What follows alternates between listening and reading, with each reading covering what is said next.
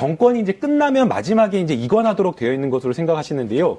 생산 그 현황을 관리하도록 되어 있습니다. 그렇기 때문에 매 해년마다 뭐 어떤 대통령 기록물이 작성이 돼서 어떻게 되어 있는지 이 현황을 그 보고하도록 되어 있기 때문에 기존의 1년차, 2년차, 3년차에 작성된 이 현황과 마지막에 이관시킨 현황 그리고 지금 잔존해 있는 것을 확인을 해보면 사실상 폐기된 것을 또 확인할 수 있다라고 되고요. 근데 그 현황 보고하는 걸 하나도 안 남겼다는 거 아니에요? 그렇다고 한다면 지금 이제 1년차부터 쭉 현황 보고한 어떤 그 기록물의 수와 마지막에 이관시킨 아니 그게 없다니까요.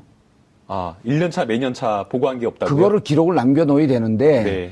서류 관련이나 이런 그 정비가 하나도 안 돼 있어갖고 이런 되는 거 아니에요? 그 이른바 그 서기관, 말단 서기관도 기록을 하면서 그때 이미 작성을 하면서 이것이 분류를 미리 해놓습니다. 이게 일반 문서일지, 그 다음에 기밀 문서일지, 대통령 지정 기록물이 될지 요걸 미리 해놓고 나중에 또 이것을 다시 보면서 이게 맞게 지정됐는지 하면서 분류를 다시 매긴다는 겁니다. 그걸 매년 해줘야 되는 거예요. 예, 그걸 또 맞습니다. 최종적으로 퇴임 6개월 전서부터 또 해줘야 되고.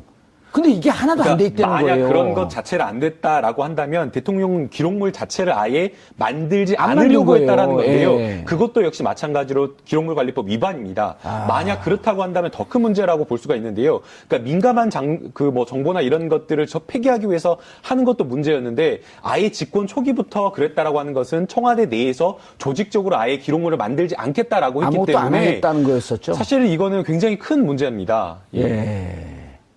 그래서 이제 이 지정 기록물을 열람해야 된다라는 목소리가 많이 되게 높아지고 있거든요. 현재. 그래서 이제 지정 기록물을 보시면 이제 법에 따르면은 국회에 3분의 2 이상의 동의가 있든지 예. 아니면은 고등법원에 이제 영장이 있으면은 이걸 지정 기록물을 볼 수가 있는데 예, 그런 이제 요구가 높아지고 있습니다.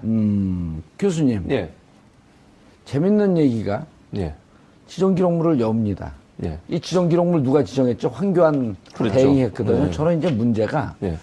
박근혜 대통령 지금 구속됐어요. 그리고 이미 박근혜 대통령 본질에 대해서 우리는 다 알았습니다. 예. 그런데 그와 함께 근무했던 이른바 이제 시민사회운동단체에서는 부역자들이라고 표현하죠. 지금 청와대 비서실에 있던 사람들이 이거 다 범죄 행위한 거예요. 그렇죠. 네. 그다음에 이 지정 기록물 당신이 할 권한이 없고 12월 9일 권한대행 했을 때의 기록만 지정할 권한이 있다라고 하는 시민단체의 비판에도 불구하고 황교안 권한대행은 12월 8일 이때까지 자료도 다 기록물로 넘겨버린 거거든요. 그렇죠. 네. 근데 지금 말씀하셨듯이 국회 3분의 2 동의 혹은 고등법원장의 동의가 있었고 열어봐요. 네. 근데 아무것도 없어. 열었는데도 아무것도 없다는 열었는데. 말씀이에요. 예. 그렇게 이 되면 가능성이- 다 폐기해버린 거잖아요. 그렇죠. 만약 그렇다고 하면. 지금 그리고 마치 있는 것처럼 네. 하고 그렇죠. 그걸 갖고 국정이 혼란스럽게 쭉 1년간 끌고 가다가 막상 여니까 아무것도 없어요. 이건 이중 꼼수인 그렇죠. 거예요. 그리고 이 기록 관리하는 사람이 노무현 대통령 때 기록 관리했던 사람이 한 방송사에 나와서 이렇게까지 얘기하기 곤란하니까 저한테 제보한 겁니다. 막상 들어가서 열어보면 아무것도 없을 수 있다. 아무것도 없을 그건 것이다. 불법행위죠. 대통령 기록물법에 보면 파기할 수 없게 돼 있잖아요. 대통령이 쓴 메모든 대통령 청와대에 있었던 모든 문서들은 기록물로 남기게 돼 있는데 예. 그거 자체를 파쇄하고 없애버렸다고 하면 그건 불법행위죠. 이 정도는 어떻게 하면 해야 됩니까? 이거는? 그러니까요. 그거는 정말 대통령 기록물 법상의 불법행위라고밖에 볼 수 없는 거죠. 함부로 예. 없애면 안 되는 거거든요. 그러니까요. 그리고 서류가 결재받고 또 어떤 형식으로 처리됐는지도 다 남아 있어야 돼요. 지난번에 노무현 전 대통령 그 봉화마을에 들고 간 것 때문에 얼마나 또 곤혹을 치렀습니까? 아니 황교안 권한대행 총리서부터 예. 그 휘하 예. 비서관 그 비서실 전체 다 이거 사법적으로 조사해야 되는 거 아니에요? 그러니까 김남국 변호사님. 예, 그러니까 이게 참 딜레마입니다. 이제 앞서 이야기하신 대로 아니, 그 용기 있는 김남국 변호사 딜레마라 그러면 이게 어느 국민이 이걸 해결합니까? 그러니까 왜 그러냐면요. 이거를 만약 이제 수사를 해야겠다. 당연히 수사를 예. 해야 된다고 예. 생각을 합니다. 근데 이제 문제는 이거를 수사하겠다라고 했을 때 자유한국당에 뻔하는 어떤 그 액션이 반대하죠. 보인 겁니다. 그러니까 이게 정쟁의 소재로 삼아가지고 마치 이게 집권 초기에 막 뭐 적폐청산인데 적폐청산을 목적으로 해서 뭔가 정치 보복하는 것처럼 형식을 뒤집어 씌워버리면 사실상 이것에 의해서 국정이 발목 잡힐 어떤 우려가 맞아요. 있기 때문에 사실 그것 때문에 원칙적으로 이걸 수사를 해야 된다라고 또 강하게 말하기가 좀 어렵다라는 생각이 좀 듭니다. 그러니까 김남국 변호사 얘기할 수 없으면 민정수석 조국 교수가 얘기하면 되죠. 제가 오늘 조국 교수님께 문자 보내드리도록 하겠습니다. 개인적으로 잘 아세요? 잘 모릅니다. 전화번호 있어요? 네, 번호는 있습니다. 아. 책을 지난달에 선물을 하나 받아가지고. 알겠습니다. 김 기자님. 예. 이게 사실 조그맣게 이렇게 메모해 놓는 거 예. 이런 거조차도 다 남겨야 되거든요. 예, 원칙적으로는 다 남겨. 그럼 대통령 생각이 어떻게 변했는지 얼마 전에 예, 대선 와중에 예, 당시 이제 누구죠? 송민순 외교부 장관이 예, 인권법 기권하는 거 북한에 물어보고 했다. 예. 라고 하는 가짜 비스무리한 뉴스 때문에 이제 논란이 됐었잖아요. 논란이 한참 됐었죠. 그걸 예. 고발했죠. 예, 근데 이제 그럴 때, 그때 당시에 회의에 참석했던 분이 메모한 것을 김경수 의원이 공개했단 말이에요. 그렇습니다. 그러면서 그때 뭐라 그러냐면 이게 정부의 이 회의 기록물인데 이것이 법을 위반하지 않을까 노심초사 고민하다가 공개했다. 예. 그 하나의 문서 자체도 의미가 있기 때문에 폐기를 안 하고 갖고 있었던 거거든요. 예, 그렇습니다. 그러니까 이제 송민순 전 외교부 장관이 그 공개한 것 자체가 굉장히 논란이 됐었거든요. 왜냐면 예. 이게 청와대에 이제 무궁화 마크가 찍혀 있었고 거기에서 이제 북한이 어떤 식으로 입장을 취했는지가 적혀 있는데 이거는 예. 어쨌든 공식 문서기 때문에 개인이 그렇게 들고 나와서 함부로 공개하는 거는 법 위반이다라는 것들이 이제 법 쪽의 대체적인 의견이었고요. 예. 그래서 이제 사실은 그런 것들을 그렇게 함부로 공개하는 것 자체가 굉장히 정쟁에 특히 이제 민감한 남북 관계는 정쟁의 소지가 될 수 있기 때문에 예. 하지 말아야 된다라는 게 이제 중론입니다. 예. 이게 공인들은 국민의 세금으로 공직 업무를 수행하기 때문에 본인이 남겨놓은 흔적 하나하나가 다 국가의 자산이 되는 거거든요. 그렇죠. 거기다 특히 청와대 같은 데는 더더욱 그렇죠. 그렇죠. 그러니까 일반 공직자들도 그럴 텐데 예. 대통령과 관련된 모든 기록은 대통령 기록물 법상 예. 보존하고 그걸 기록에 남겨야 되는 거예요. 심지어 아까도 말씀드렸지만 메모한 거 하나까지도 다 남겨야 되는데. 왜냐하면 생각이 어떻게 변하는지 변천 과정. 그렇죠. 이 논의가 처음에 찬성했다 반대로 흘러가는 과정. 예. 그리고 국론이 어떻게 분열됐고 그걸 통합하는 과정. 예. 이렇게 보여줘야지 그렇죠. 이후에 대통령이 이런 과정을 겪지 말아야겠구나. 그래서 법으로 만들어 놓은 건데 그 법 자체를 안 지키는 거잖아요, 지금. 예. 그러니까 본인 법이 있음에도 불구하고 그걸 다 파쇄했다고 하면 만약에 예. 그렇다고 하면 이건 명백한 불법 행위고요. 또 한 가지는 만약에 있다 하더라도 이렇게 봉인해 버린 것 자체가 또 잘못된 거예요. 인수인계라고 하는 것은 아까도 말씀드렸지만 전임자가 후임자한테 업무를 할 수 있도록 해주는 기본적인 자료는 넘겨줘야 되는 거예요. 모든 걸 다 봉인해 버리면 어떻게 인계 인수를 받습니까? 아니 전임자의 그건 역할 아니겠어요? 새로 그렇죠. 누가 오면 인수인계 기관이 반드시 있는 거 아니에요. 그런데 예. 이번 대통령은 본인의 잘못으로 고리가 돼가지고 박 전 대통령이 본인 잘못으로 고리 상태인 거 아니겠습니까? 그러면 일말의 양심이 있고 책임이 있어야 되는 거죠. 다음에 오는 사람이 얼마나 힘들까 이런 생각하면서 좀 청와대에 들어와서 바로 일을 할 수 있도록 필요한 여러 가지 절차들의 자료들을 남겨놓는 것이 예. 기본적으로 해야 될 인간의 도리인데 그것마저 안 하는 거잖아요.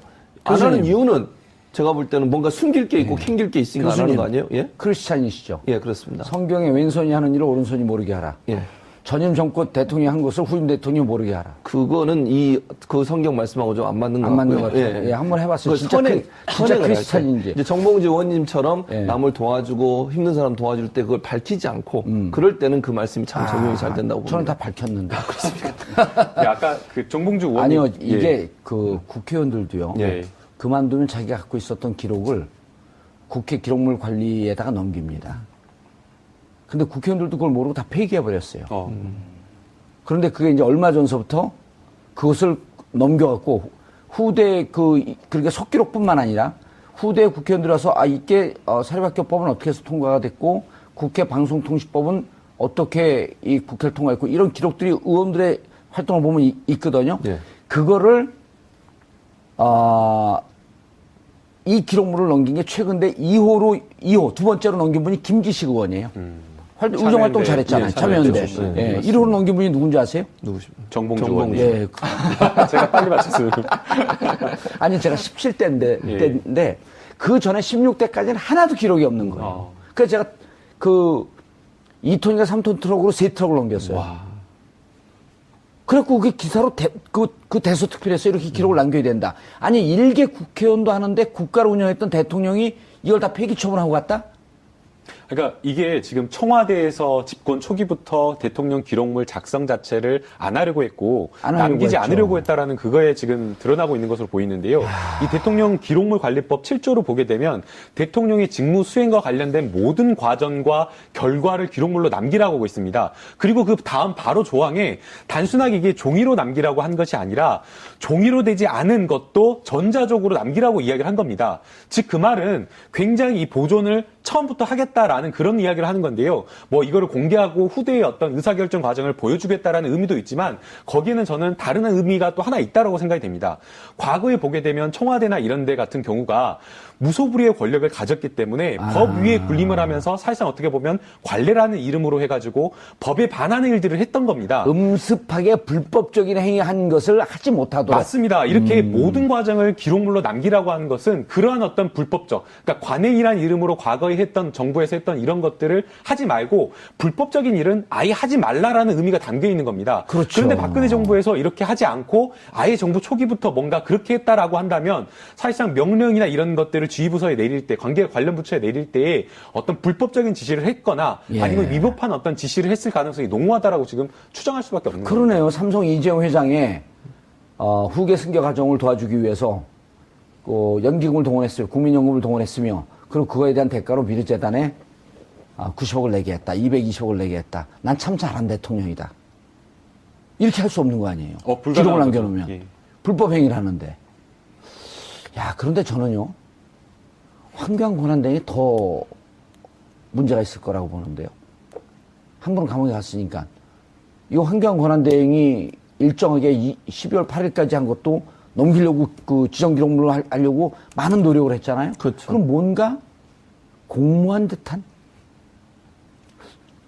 야, 법조인으로서 촉이 쓰죠. 촉이 씁니다. 예. 수사 들어가라 그럴까요? 그러니까 제가 처음에는 수사를 하지 말아야 된다. 왜냐하면 집권 초기에 예. 개혁 과제가 너무나 많기 때문에 하지 말아야 된다라는 생각이 들었는데요. 예. 저는 갑자기 또 해야 된다라는 생각이 듭니다. 이거 왔다 갔다 하시네. 입장이.